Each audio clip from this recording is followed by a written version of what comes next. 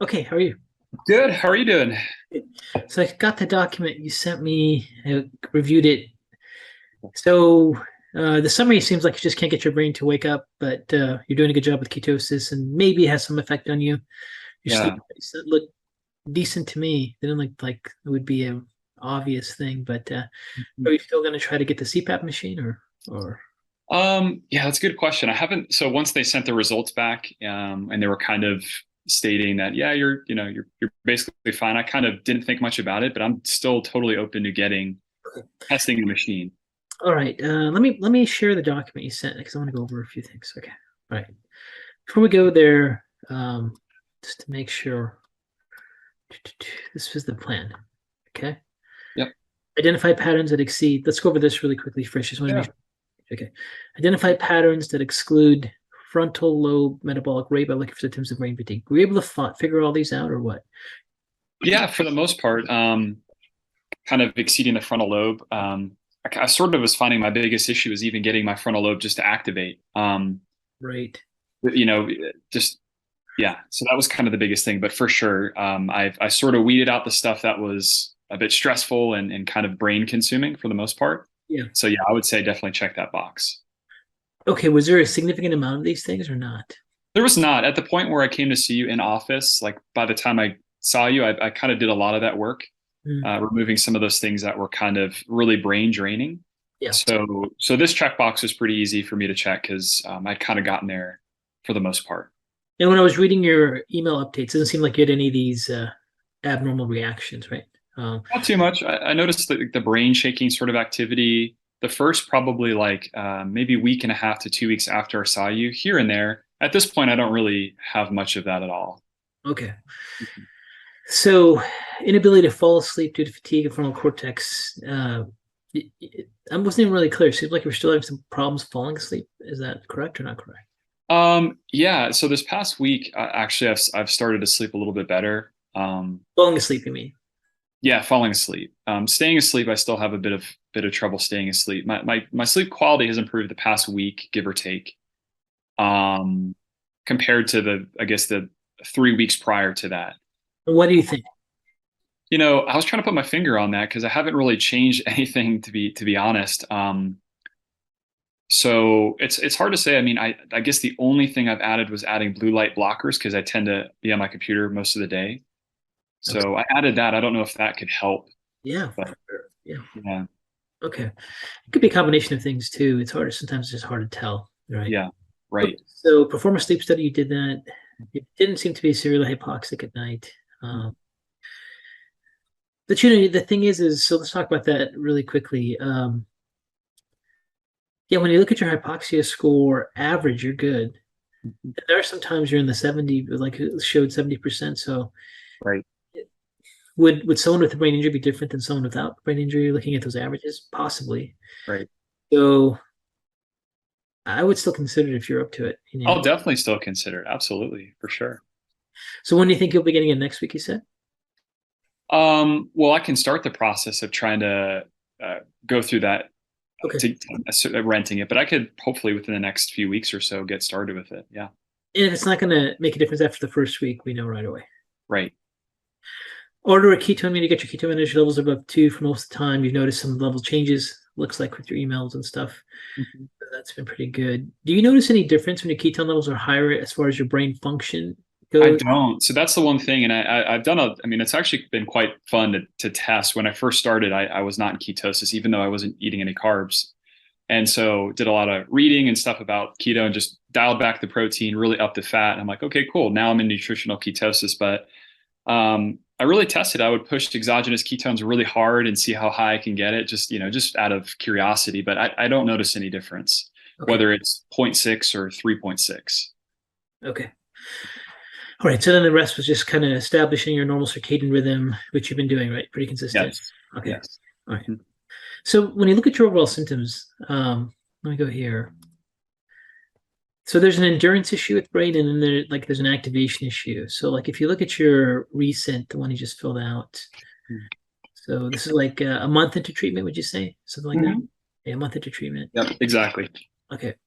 So your frontal lobe is still not firing, right? Like Right. right here. So this is frontal lobe, right? Hmm. You have pretty much all these same symptoms here. Yeah. So, so one of the things that sometimes happens is brain gets injured, mitochondria aren't running efficiently. You improve energy and fuel to it. You avoid fatigue issues, and you see if it can recover. You're doing all that, Yeah. but you're just not activating. And then Right. the way you would activate this would be epinephrine, norepinephrine. You take catecholamine support, you Mhm. drink coffee, all that. Yeah. Is All that that. not working at all?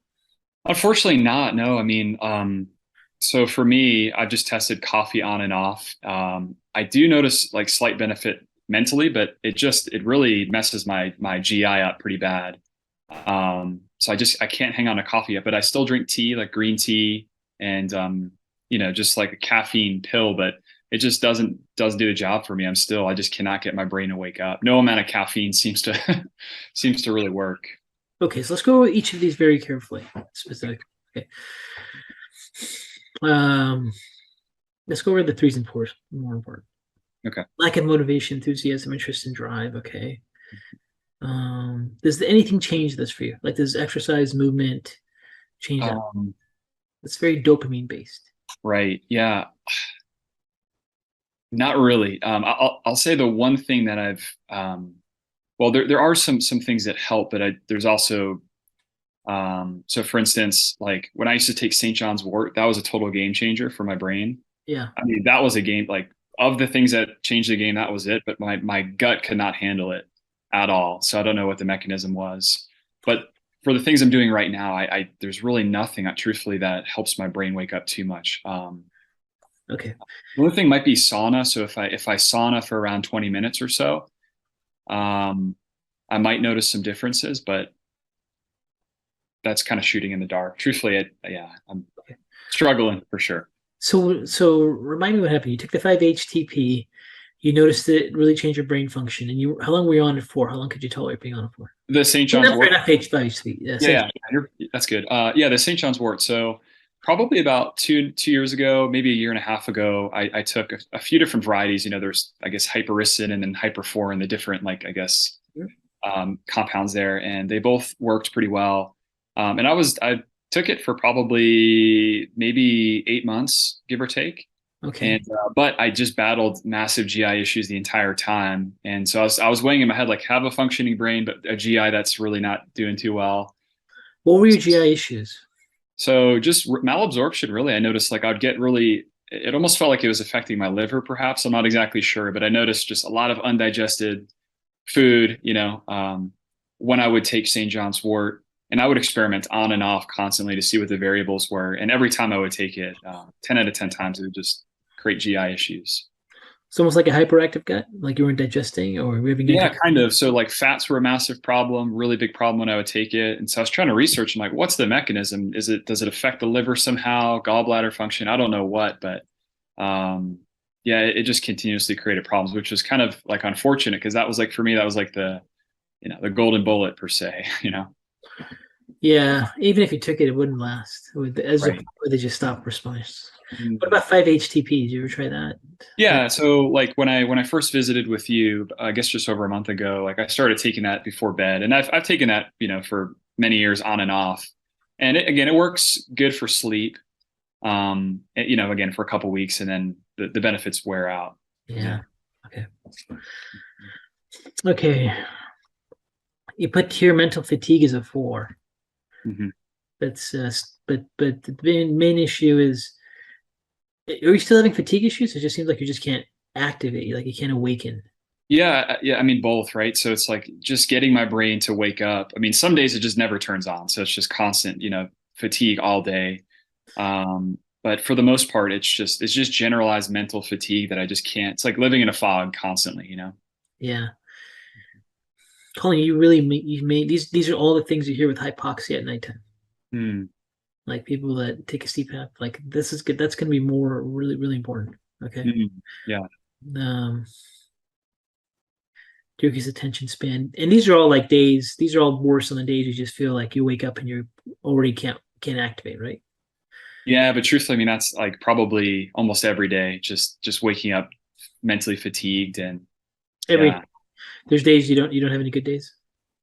Um, It's really far and few. I mean, Okay. to wake up with energy, it's probably maybe 1 out of 10 days, give or take, maybe 10% of the time. But even that might be, but probably maybe a safe bet is 10% of the time. Okay. But it's hard to say. It's every day is a grind, you know. Yeah. Okay. And these are the rest here. Did you circle this? No preference. I guess I did, right? I Oh, don't know. I wasn't sure. I mean anything. Okay. Okay, let's get into here. You still have the crowded places, back muscles that tire quickly. Crowded places cause anxiety. Okay. Yeah, I didn't see anything. Okay, and then you still have a lot of this autonomia. So, okay, the metabolic assessment form. Pretty good here. Altering constipation, diet, malabsorption, still your guts off. Mhm. Okay, what was your sleep study? It's a pretty nice report. Yeah, no, it did look kind of nice. Pretty good job. Right. Yeah, like yeah. Well, let's see. I've never read this report, so I just want to make sure I read it right. These were so most of the time we were at 12 is that oxygen desaturation 390 90 80 80. So you weren't really in 70%. Hmm. Okay, you're right. Maximum oxygen saturation. Ideally, you want these to be 95% to 100. So your average Mhm. score was 95%. No, let's just see what happens. Mhm. You might have just more greater oxygen demands because you have injured neurons, Yeah. but than the average population. Okay. Mhm. Um, and even with people that I work with past brain injuries, a lot of them just without even doing sleep study will just do the trial and error to see if it makes a difference, which I think that's Right. okay. Then Hmm. you didn't notice any difference between ketones being 2 versus 1 or 0.5? No, truthfully, I didn't. I would experiment with, like I said, exogenous ketones or just MCT oil or just, I did a lot of experimentation. The one thing I did notice, which is interesting, I don't know if this affects ketosis, was my fasting glucose. It seems to be very high. I mean, on average in the morning, it's like 110. Really? And so I read somewhere that maybe there's certain like glucose sparing mechanisms, like for some people on ketosis, but I don't know the validity of that. But consistently high, Just, over just, 100. just in the morning? Uh, just in the morning, yep. But I looked at my average over the past 4 weeks, and I went through like the 60 ketone strips pretty quick. My average is I think 98 glucose. But the fasting part, like first thing in the morning, is consistently over 100, but typically over 110. So Yeah, I'm not sure what that's about. that's pretty normal for most people. Their highest reading is in the morning, Hmm. and then it calms down. Okay. Okay.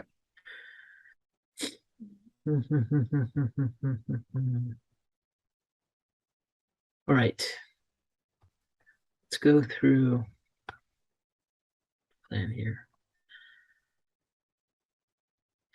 How'd you do it? Did you get a chance to do the fasting? I did. So I kind of did 2 rounds. I did a 24-hour fast, Oh, and I had originally planned to do like 3 days, but like truthfully, I was so like it was very hard for me to do it. Like mentally, it was even more fatiguing. So I was struggling the first 24 hours, and then probably about a week and a half later, perhaps I did it like a 36-hour. And same thing, I was going to push it. I was going to go 3 days to 5 days, but I just thought, man, I feel pretty terrible. I'm so fatigued, and I had a bunch of work to do, so I broke the fast. So yeah, sure. I started. Yeah, my brain didn't do too well during that time. Okay. All right. So it's kind of like, all right, we're not looking good here. Mm, This is right. I know. just getting going. Right. It's possible, like you could still have some benefits with the CPAP, getting some oxygen at nighttime. But see, the thing is it's possible you just had those. You just still have a lot of debris and injured cells in your brain, Mm, and that's gonna. So when you have a lot of injured cells, the glial cells get really active, especially in the area of the injury. Right. Since all your symptoms are frontal, and it looks like you've had some frontal lobe injuries. Um, Even when you use like epinephrine, norepinephrine stimulating compounds, like there's only so much you can do because if that inflammation is still there. Right. And then you've taken every anti-inflammatory compound, even if you were able to handle your gut issues with 5-HTP, it's not going to last. It's going to Right. be like everything else, all, Mm, all neurotransmitter. You just right. seem to work that way. Okay. Mhm. I know this is a little frustrating for you, but we got to get you in that 3 to 5 day a couple times, Mhm. see how you do. Like, Yeah. if there's debris there, there's no other way to get rid of it. Like, there's no Mhm. nutraceutical to take. And with all the great work you've done all these years, and you're just, not be able to progress past that, that may be what you have to figure out how to get to with your work schedule. Mhm. I know once you get into fasting, like second day two, day three, it's like it's hard. It's like Right. especially if you have work and project and things to do. Like you might have to plan like a project week where things are Mm. like not so demanding. Yeah. Yeah. Mhm. Um, I still have a lot of hope you're going to recover. I don't think I just think you just like deeper in. Like I think you've got some significant injury and you're going to have to go through several rounds of 3 to 5 days. You're like by the second time you go 3 to 5 days, third time you should be able to see some results. Mm. May Yeah. not. So here's the thing, Colin. This is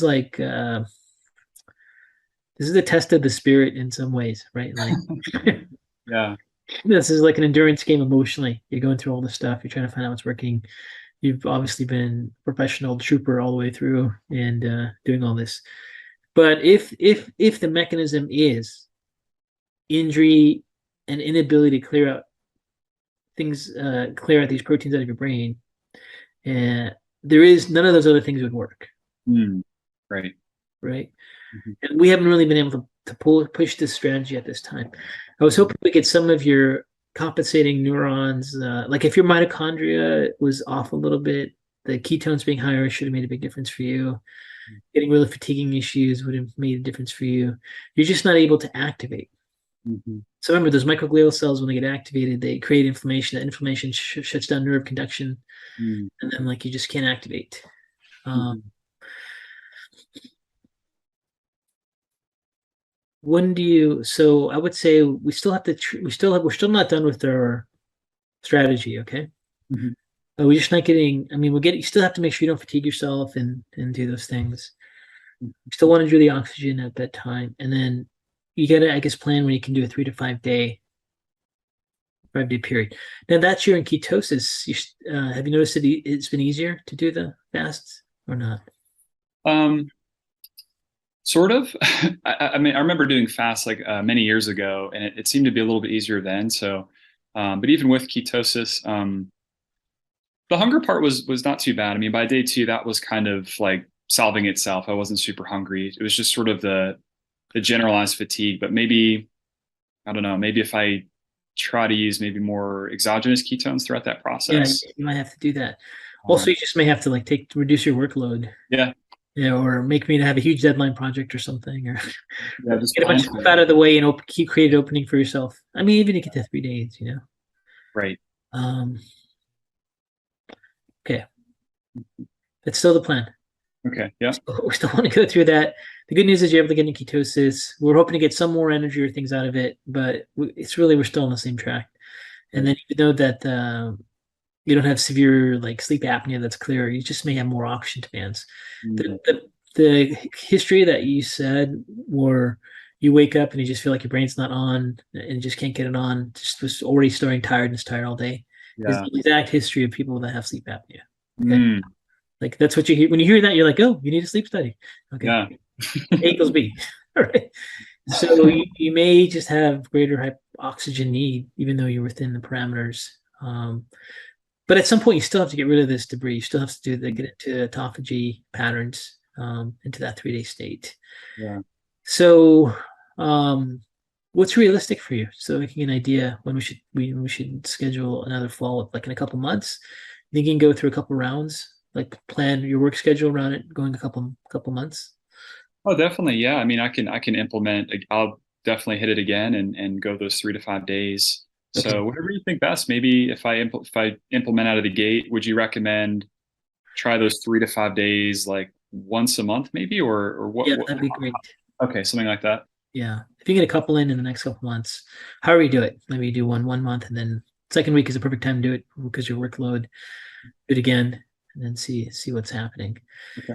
and then see recover. And listen, it may take, a few rounds to notice the change. And even if you don't we're not expecting like you go through a round of fasting and you're like fixed. Everything's changed, right? You're right, of course. Don't do that. Don't plan that because you're gonna you need All to right. have we need to keep your emotional endurance healthy throughout the process. Until you Yes. get more depressed and things gonna work. Right. Right.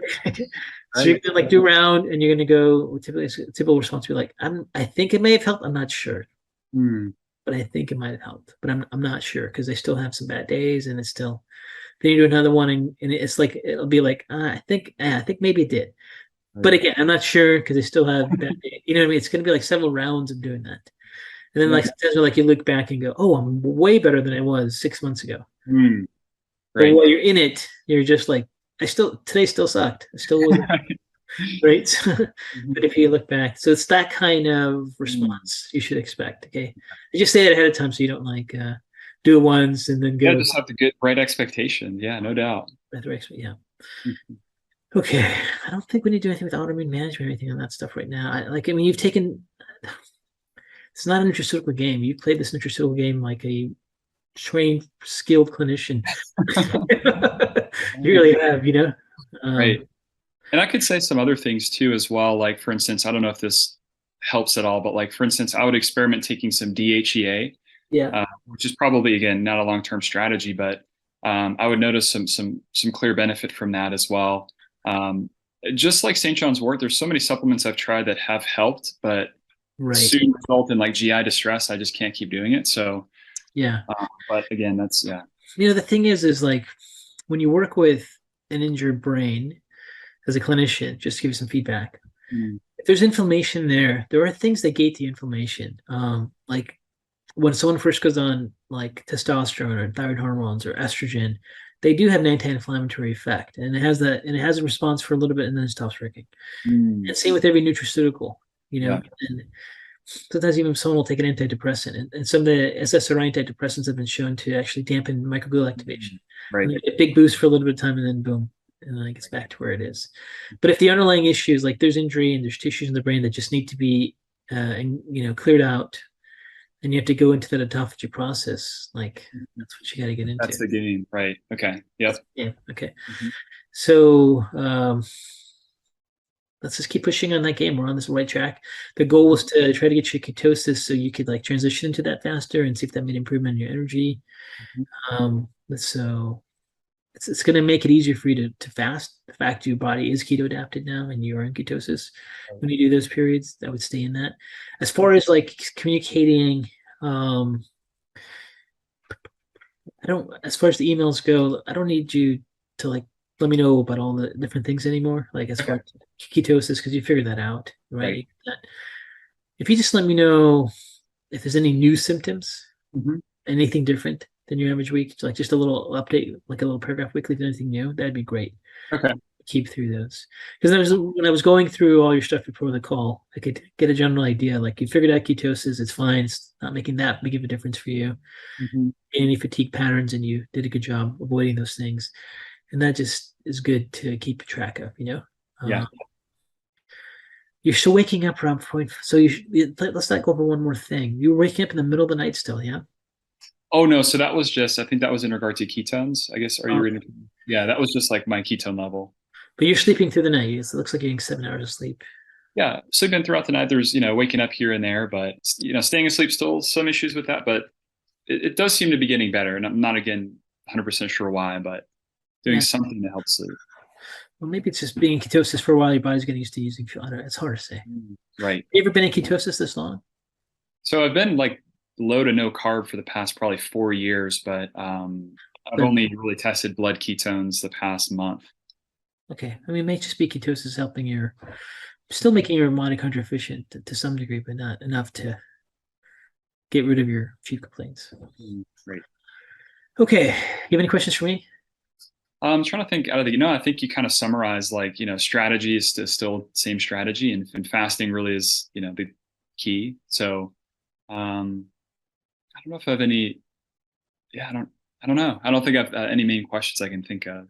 Okay. So just remember, you're not gonna. It's not gonna be fixed after one round. Right. Go through several rounds. Once you get through 1 3 day to 5 day fast, the rest will be easier. It'll get easier as you do it. You know what I mean? All right. So let's plan to talk in 2 months. Give me an update, and then we'll go from there. And Okay. still give me those weekly updates and go from there. If you have new symptoms, for sure, let me know. But we're still on the same track. We're still on the same clinical thought process. We're just hoping to see a little bit more change from the ketones, but oh well, Mhm. is what it is. Yeah, okay. Okay. Cool.